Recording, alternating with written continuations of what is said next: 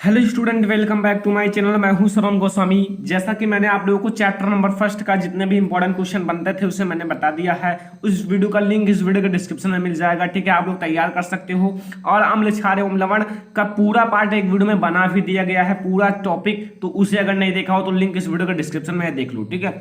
आज हम लोग देखने वाले हैं अम्ल क्षार एवं लवण का ऑब्जेक्टिव जो इंपॉर्टेंट क्वेश्चन है, 20 इंपॉर्टेंट ऑब्जेक्टिव क्वेश्चन, ठीक है। तो आप लोग अगर पूरा पार्ट वाला वीडियो देखे होंगे जो मैंने बनाया है तो इसमें से एक भी क्वेश्चन फंसने वाला नहीं है, ठीक है।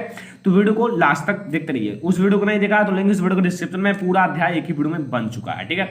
नंबर 1 क्वेश्चन है, क्षारीय विलयन में जो फिनोल्फ्थलीन होता है सूचक का रंग होता है। बताओ क्षारीय विलयन जो होता है किस रंग का वो इसका रंग होता है। देखो क्षारीय विलयन में जो होता है आपका लाल पीला नीला रंगहीन। देखो आपका लाल और नीला में से दोनों में से कोई एक होगा, ठीक है।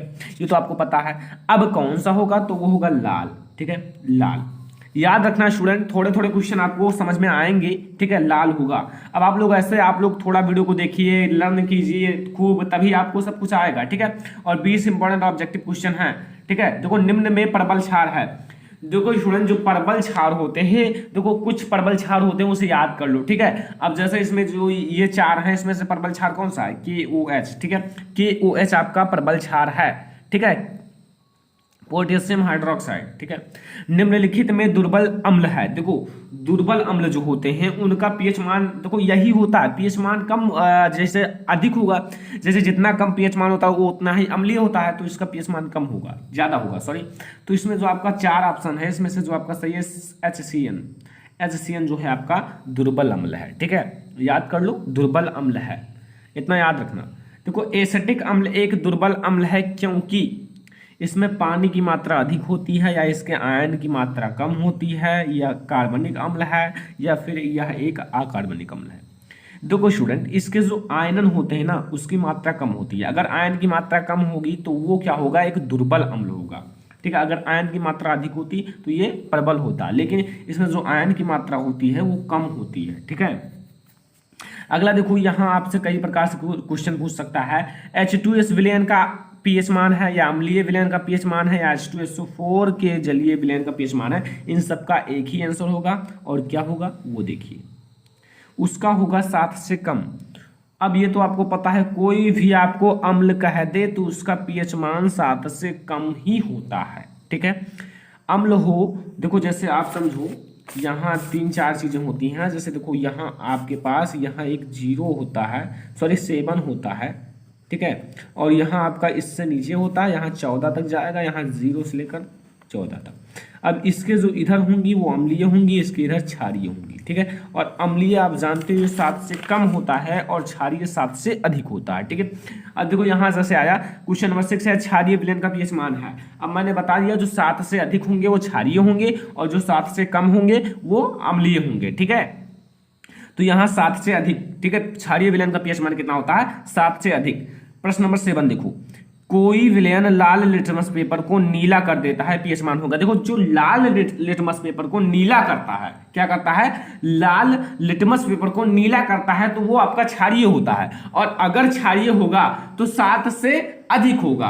तो यहाँ देखो 1, 4, 5 ये सब 7 से कम है, और ये 7 से अधिक है, तो ये आपका 7 से अधिक है, इसलिए इसका आंसर 10 होगा। अगर यहाँ होता 8, 9 तो वो भी हो सकता था, लेकिन यहाँ 5 है तो 5 आपका 7 से कम है, तो इसलिए आपका 10 होगा। एक विलयन का पीएच मान 5 है या विलयन है। अगर विलयन का पीएच मान 5 है यानी कि 7 से कम है तो वो आपका अम्लीय ही होगा, ये याद रखना। अगर 7 होता तो उदासीन होता, 7 से अधिक होता जो क्षारीय होता, लेकिन 7 से कम है तो इसलिए आपका अम्लीय होगा, ठीक है।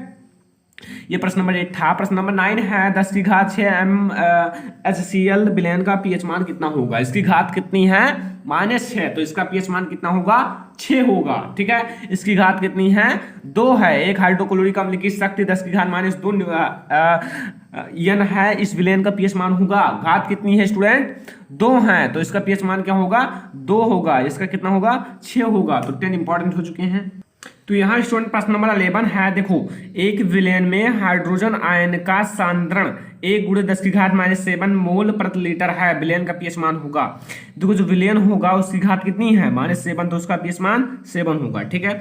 और ये भी याद रखना हाइड्रोजन आयन का, हाँ ठीक है, प्रति लीटर। शुद्ध विलयन का पीएच मान कितना होता है? देखो शुद्ध जल का पीएच मान मूल्य है, अगर शुद्ध जल है तो उसका पीएच मान 7 होगा, क्योंकि अगर 7 से कम है तो वो क्या होता है, बहुत ज्यादा खट्टा हो जाता है, 7 से अधिक तो कड़वा हो जाता है, तो विष में क्या होगा, बिना स्वाद वाला होगा, यानी कि जल। ठीक है, आगे देखो, निम्नलिखित में से कौन सा उदासीन घोल है? देखो उदासीन जो घोल होते हैं उसका पीएच मान 7 होता है, और जिसका पीएच मान 7 हो वो आपका उदासीन घोल होगा।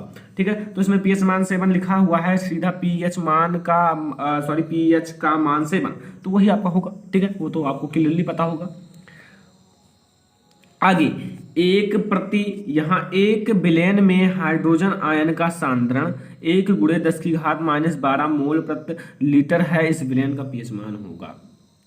देखो स्टूडेंट, अगर आप 10 के ऊपर चले जाओ, ठीक है, तब जितनी घातें होंगी, देखो 10 के ऊपर इसमें 2 है तो ये आपका 2 होगा। ट्रिक है कि अगर 10 के ऊपर 10, देखो यहां से 10 की घात 10 कर लो, इसको कैसे करोगे, 10 की घात 10 कर लो, ठीक है, 10 की घात 10 कर लो, फिर यहाँ 10 की घात -2 कर लो, तो 10 की घात 10 का मान 1 हो जाएगा, और ये -2 बचेगा तो इसका मान 2 हो जाएगा। ठीक है, यहाँ समझ में आया। सल्फ्यूरिक अम्ल में अम्लीय हाइड्रोजन परमाणु की संख्या होती है, इसका सूत्र क्या होता है सल्फ्यूरिक अम्ल का? H2, यहाँ क्या है सल्फ्यूरिक अम्ल H2SO4, तो इसमें हाइड्रोजन की संख्या कितनी है? 2 है, तो इसमें कितना होगा आंसर? 2 होगा। ठीक है, आगे देखो, कोई विलयन अंडे के पिसे हुए कवच से अभिक्रिया कर एक गैस उत्पन्न करता है जो चूने के पानी को दुधिया कर देता है, इस विलयन में क्या है होगा? देखो जो चूने के पानी को दुधिया कर देता है वो अम्ल होता है HCl, यानी कि हाइड्रोक्लोरिक अम्ल। ये जो होता है चूने के पानी को दुधिया कर देता है। ठीक है, तो ये आपका HCl होगा, यहाँ आपका बिल्कुल सही आंसर होगा। देखो अपच का उपचार करने के लिए निम्नलिखित में से किस औषधि का उपयोग किया जाता है? ये जो औषध होगा स्टूडेंट, तो वो होगा एंटीसीड। ठीक है, एंटीसीड याद रखना, एंटीसीड। ठीक है, धामन सोडा का रासायनिक नाम है, इन सबको मैंने बनाना बताया है, आप पूरा वीडियो जब देखोगे फुल चैप्टर इन 1 वीडियो तो समझ जाओगे। ठीक है, धामन सोडा का जो रासायनिक नाम होता है उसमें देखो, धामन सोडा यानी कि धोने वाला सोडा, इसमें जो जल होता है उसकी मात्रा ज्यादा होती है, यहाँ 10 H2 होगा, यानी कि ज्यादा जल की मात्रा में धोने में प्रयोग किया जाता है, इसलिए आपका जो ज्यादा होगा Na2CO3 10H2O, ये आपका बिल्कुल सही होगा।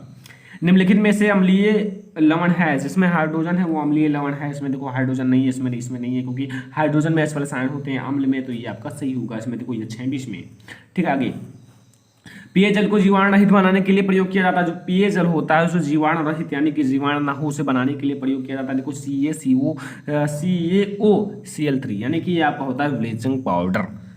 तो ये था स्टूडेंट हमारा इंपॉर्टेंट ऑब्जेक्टिव क्वेश्चन। तो स्टूडेंट ये था हमारा अम्ल, क्षार एवं लवण, एसिड, बेस एंड सॉल्ट का इंपॉर्टेंट ऑब्जेक्टिव क्वेश्चन। अगर ये वीडियो पसंद आया हो तो वीडियो को लाइक कीजिए, अपने फ्रेंड्स के साथ शेयर कीजिएगा, चैनल पर नहीं आए हो तो सब्सक्राइब करने के बाद बेल आइकन को जरूर प्रेस कर लीजिए। स्टूडेंट ऐसे हम लोग चैप्टर नंबर 3 का भी देखेंगे, क्योंकि आप लोगों के लिए ऐसे ही सब कुछ मिलने वाला है। तो स्टूडेंट ये था हमारा आज का बहुत ही महत्वपूर्ण वीडियो। तो स्टूडेंट चैनल को भी सब्सक्राइब जरूर करना, वीडियो को लाइक जरूर करना। तो स्टूडेंट फिलहाल इस वीडियो में इतना ही, तब तक के लिए धन्यवाद।